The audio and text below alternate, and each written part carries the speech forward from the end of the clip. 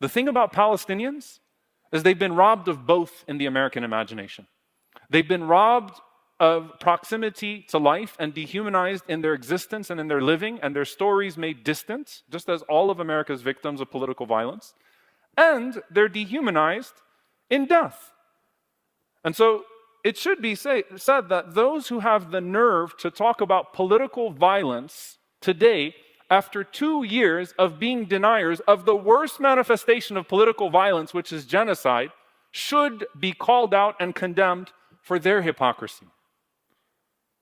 They're the ones that should be on the defense. Where have you been?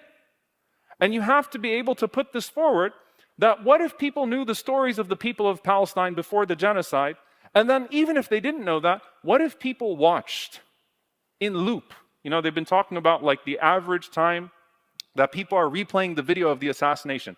Can you imagine if people watched in loop the beheaded Palestinians from Gaza that show up on our screens every single day and kept pressing play and play and play, and that's what filled your social media feed? And that young boy who just 4 days ago walked up to his father who was beheaded by an American bomb, and a pregnant mother that's laying dead on the pavement. Can you imagine if we watched that on loop all the time? And so that's the thing. There is a natural type of fitrah. What if they were to hear the call of Hind Rajab over and over and over again? What if they watched the videos of starving Palestinian children in a famine being sniped in line for food by American snipers? Would that change the political calculus? Would that change the conversation? And so an appeal to empathy is to broaden the perspective and to say, you really have not been paying attention. You really have not been paying attention.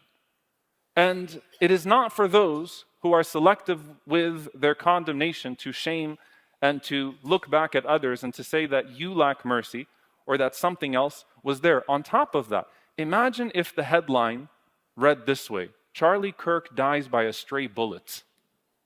Imagine if it read that way. Or imagine if a news anchor said that maybe the bullet was shot in celebration. That actually did happen. You know what happened? The news anchor was fired by the end of the night and completely removed. Imagine if there was assassination denial constantly, all the time. How enraging that would be to those that attach themselves to the said figure. Then come back to what we have been living, people that not only justify a genocide, but then deny it and enable it with their seemingly innocent words of dehumanization.